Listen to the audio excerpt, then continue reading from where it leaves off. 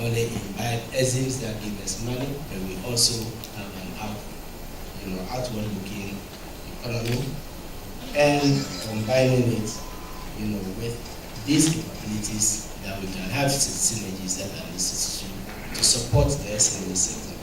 This is part of the institutional building which we envisage, and the stock exchange SME platform, which the Securities and Exchange Commission is launching.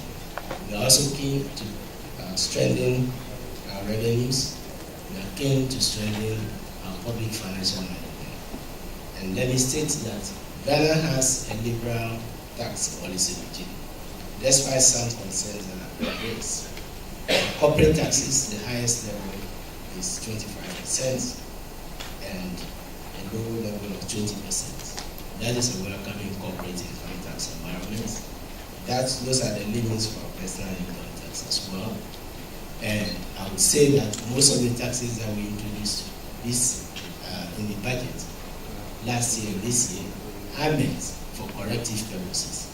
And we are keen on making sure that when the sunset clauses come, they will be removed, because they are just instruments for correction. They are not meant to impose a permanent regime on the private sector in particular.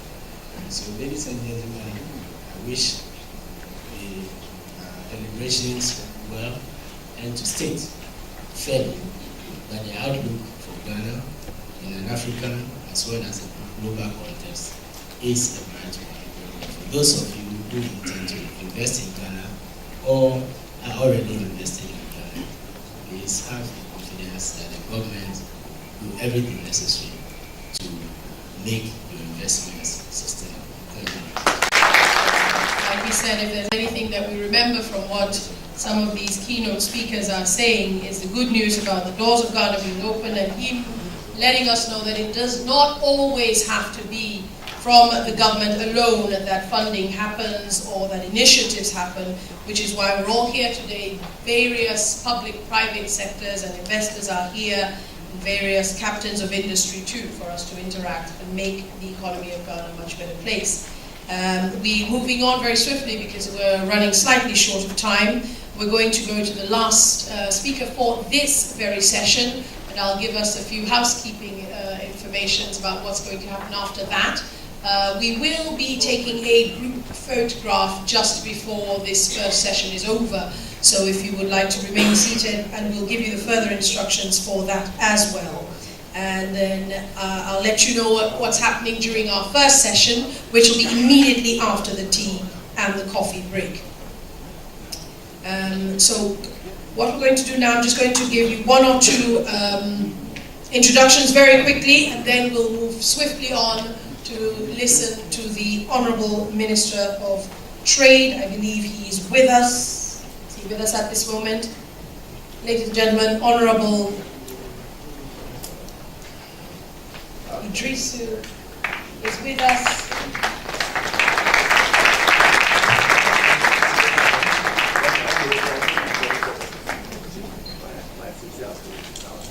I'll be giving that information shortly. I'm sure our Deputy Minister is thinking, oh, my boss is here, I don't have to speak. Honourable Nilante, I'm sure you're happy about that. He gives us a smile. Oh, good. Oga has come. I was going to have to speak for him. So, glad to have him with us. Honourable Idrisu, you're welcome. I'm sure we'll let you settle for 1 minute, sir, and then we'll be with you shortly. I'm just going to introduce Honourable Mr. Entry Bosiaku, the Deputy Minister of Labour and Employment. Is he with us today? Thank you very much. It's good to have all these people here. When you have every stakeholder that's important for what we're doing here, it helps us to move much further. We have Mr. Ben Doche Malo. He's just been appointed the Senior Communications Advisor to the President. Is he with us today? I'm sure he's there somewhere giving us background, undercover information so that we all know what's going on. It's very good to have you here. Very quickly, we're going to move on, and I believe you are settled, sir. Are you ready to go straight on? I'm sure you're ever ready. And we have Honourable... There's a good exchange happening here. I love it. Excellent, excellent. Give me back my speech, I'm right here. All right. So, Honorable Idrisu, I'll just read about you, sir. He's the Ministry of Trade and Industry. You can see extreme camaraderie happening here, from the Member of Parliament for Dodiodio to the Member of Parliament for the Tamale South. Honorable Haruna Idrisu, he studied at the University of Ghana right here in Accra between 1993 and 97, where he obtained a Bachelor in Arts and Honours in Sociology.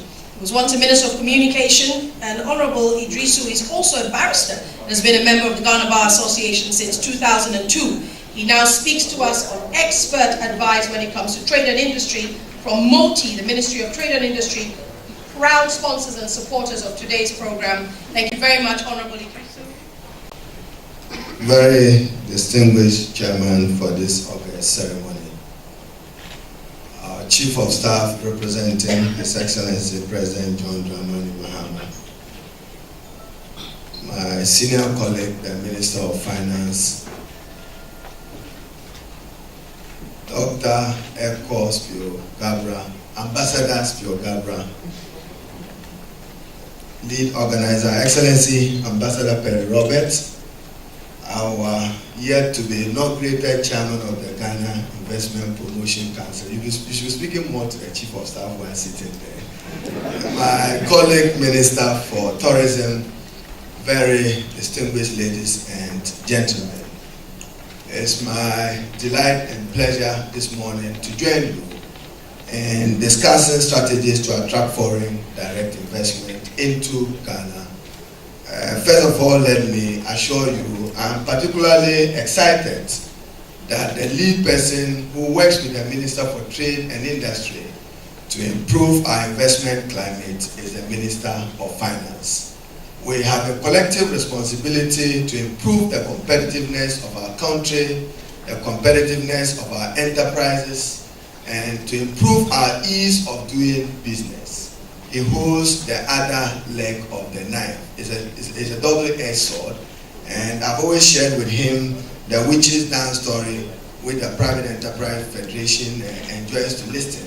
That sometimes, arguably, when he has to take very difficult major decisions which hurt the private sector, at that moment I reflect the private sector and not government. And that is one part of the witch's dance, because I don't want my mother to die.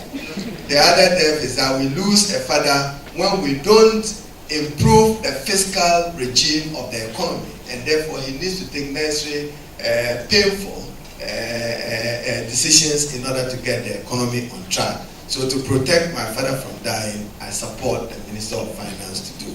But at all times, the principle has always been, how do we improve the competitiveness of our country, even in attracting foreign direct investment?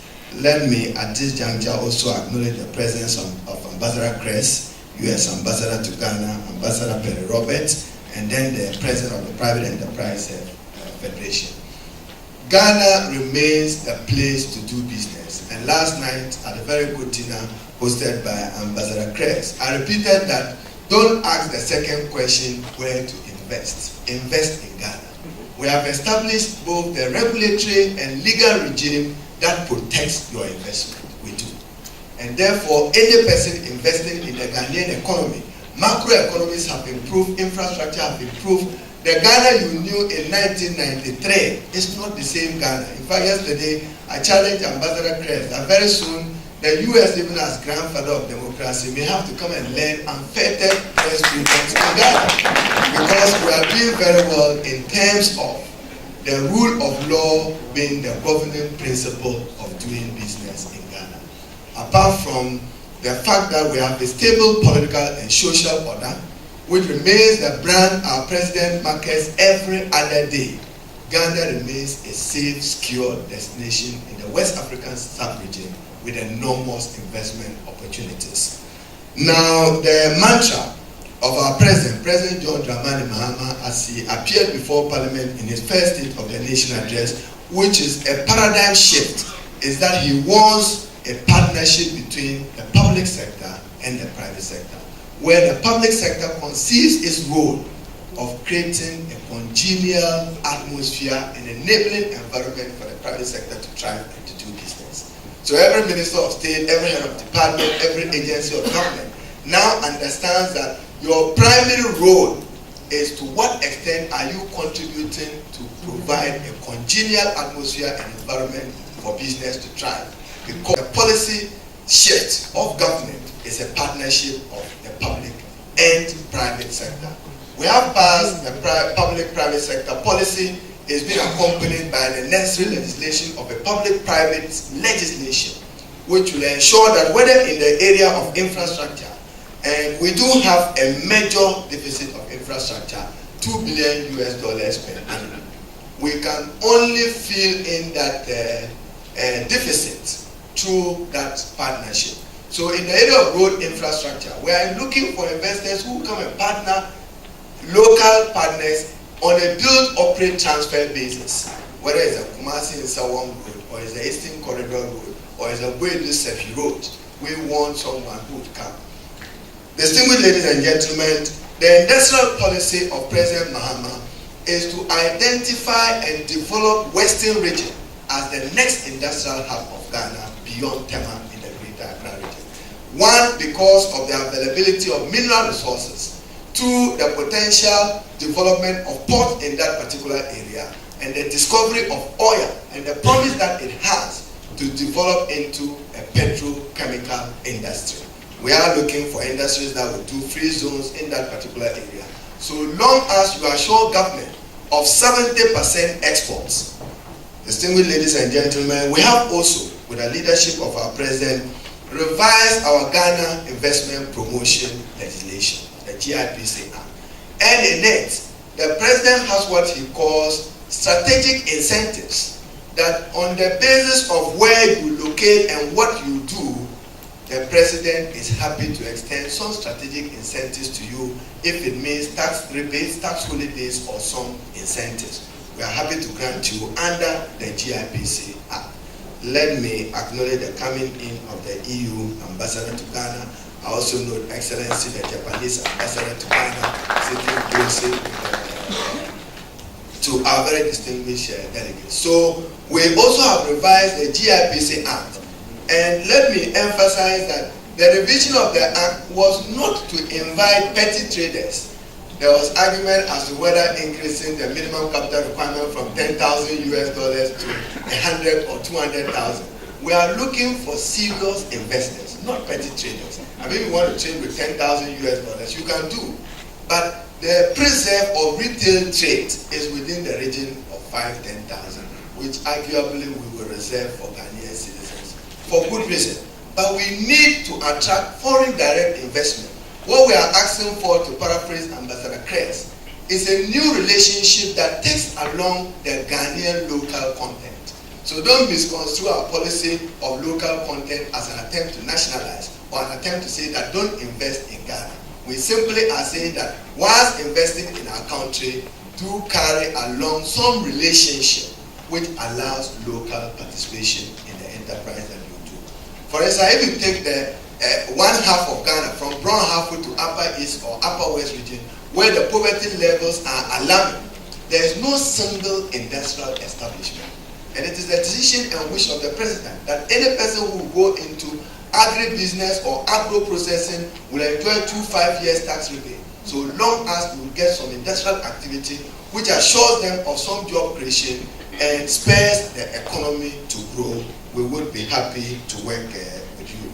So let me, once we have the Chief of Staff who will be delivering the keynote, I'm sure was to join Dr. Bosco Grabra. Let me thank him most profoundly on behalf of the Ministry of Trade and our Export Development and Investment Fund.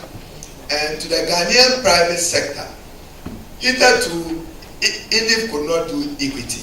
Therefore, any company which was in distress could not get any support.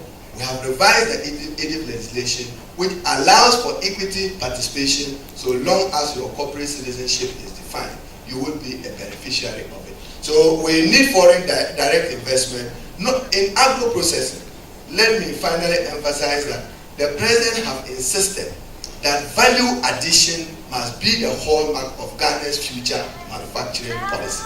Whether it's primary products of cocoa, whether it's mineral resources of gold or iron or value addition must be the hallmark which will guide whatever investment we want to do. do. So there are opportunities in agribusiness, agro-processing. We will be developing a number of irrigation facilities to deal with the challenge of water. We are looking at the Kamba irrigation, Tamni in the Upper East and Upper West region, one in the Eastern region, in order that we can assure investors that if you go into agriculture, and Brown Harvey to Northern Ghana are viable for commercial agricultural activity.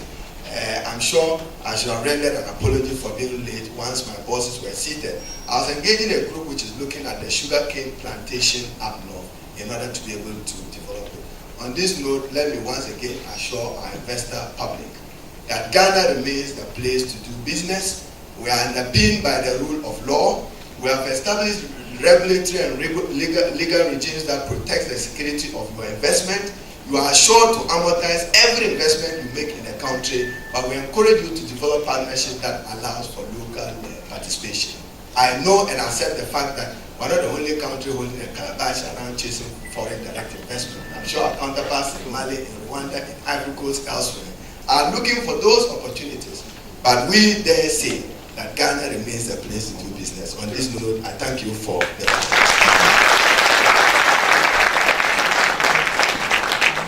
Honorable Idrisu, it was worth the wait, don't you think, for us to hear from you? Thank you so much. The message continues to run through the same thread, the same theme.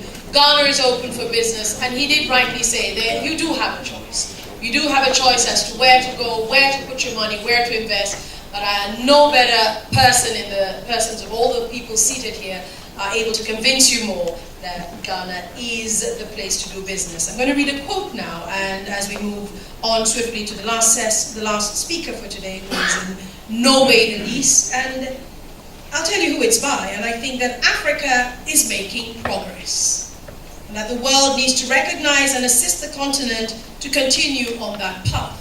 And this is a quote from our very own president of the Republic of Ghana, Dr. John Dramani Mahama.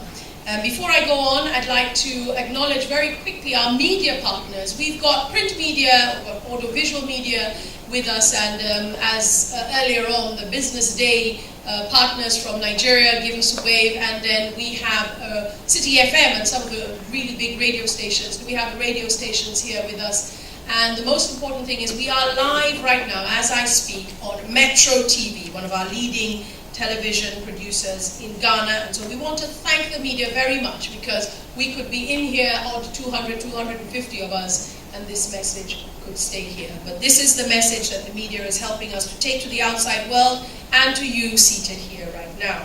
Another thing I follow very closely, arguably our president is one of the most followed presidents in Africa when it comes to the social media. He's been great and very active on the tweets and the blogs, and I've been following some of his blogs, and just a little excerpt from what our president said earlier on in the year. He was talking about foreign direct investments in that part. We've made significant steps for budget discipline. This is information to the outside world and to us in Ghana.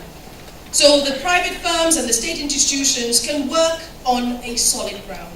We've proved ourselves reliable partners for the various foreign investors. These are the words from Dr. Mahama himself. We focused on creating a secure environment and reaching international standards. We are surrounded by many vulnerable countries, so we have to join efforts, because there can be no national stability without a regional approach. We think not only for today, we foresee the happy country our children and grandchildren will expect to live in.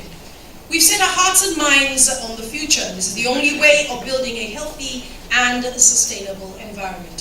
So, to the foreign world, scatter your doubts and don't allow uncertainty to enter your souls. Ghana is on the right path. The words of our very own president. And to give the representative speech from him, I'm sure he will be letting us know why the president is not with us, but in no better place than somebody who has been working for many years as a very senior person in international aid building and peace building for Ghana. He's now in the person of the Chief of Staff of the Republic of Ghana. Ladies and gentlemen, please give honor to Mr. Prosper Banga.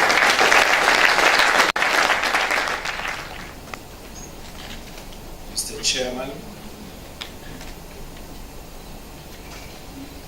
members of the Diplomatic Corps,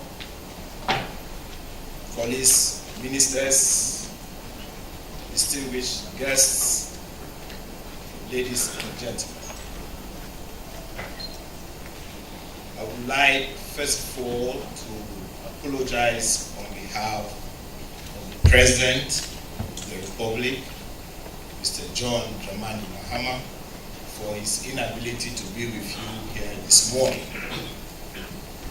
He was called for unexpected engagement right at the same time of this function, and he asked me to represent him, given the fact that he considers this school as very important for the development of this country. If you all have business day, I'm going to quote from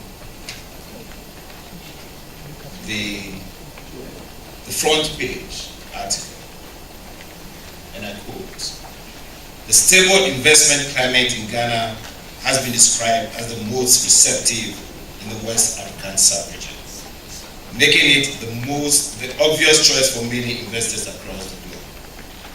No wonder many companies from countries such as South Africa, Nigeria, Togo, China, among others, have decided to relocate to Ghana over the past years. The security, ongoing infrastructure development, information technology structures, and the human resource base are the requisite attraction for foreign investments. The show of confidence is in the number of registered investments in the country over the past years." With this, and the statements from the Minister for Finance and the Minister for Trade and Industries, no doubt suggests that the fundamentals of the economy of this country still remains strong for us. This has been the foundation of Mr. President's leadership in advocating for investment in Ghana. His attempt to attract business in this country is based on some strong policy initiatives that he has put in place. And I'd like to go through some of these policies which my colleagues have tried to touch upon, and to provide that environment which we all desire for the promotion of business in Ghana. One, many of us and you all have been receiving information about the scale of corruption in this country. I would like to set the record straight by suggesting that President Mahama is on top of the corruption challenge. He has set up mechanisms to unearth the headline corruption news that you've all been reading about. He has put in place the necessary legal instruments to address them. Ladies and gentlemen, we are in an environment of rule of law. The speed with which you expect or anticipate Mr. President to arrest, prosecute persons perceived of having been corrupt is not done anywhere under the rule of law. We need to follow the due process, and that's exactly what's going on. It might take a year or two, but justice will be served.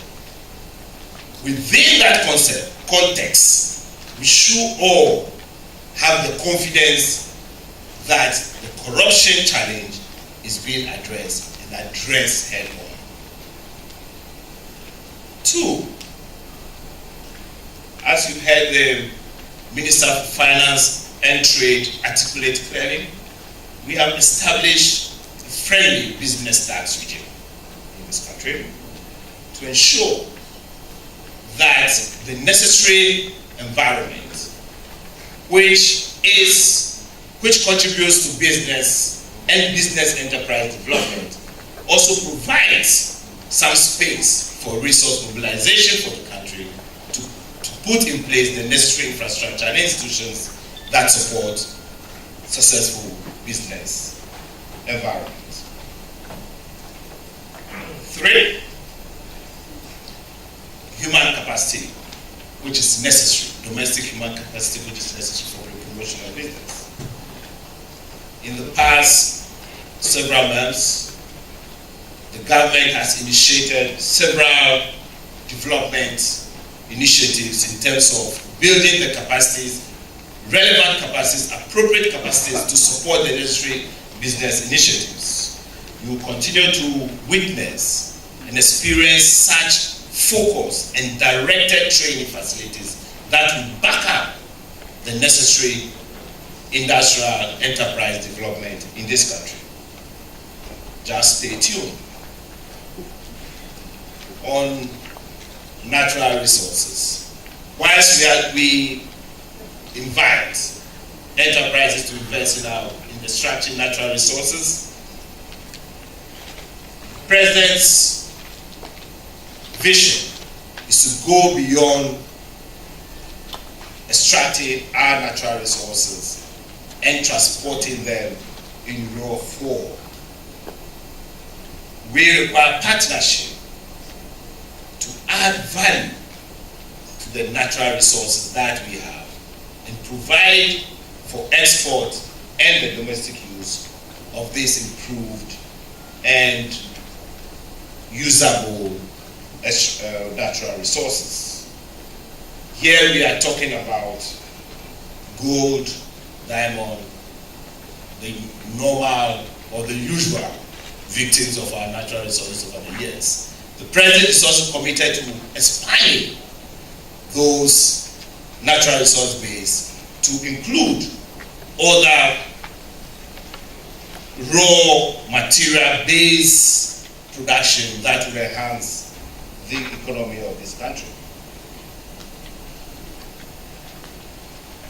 In this business daily and in the report of GIPC, we also recognize that in the last quarter of 2013, direct investment increased by about 8 to 9% over that of 2012.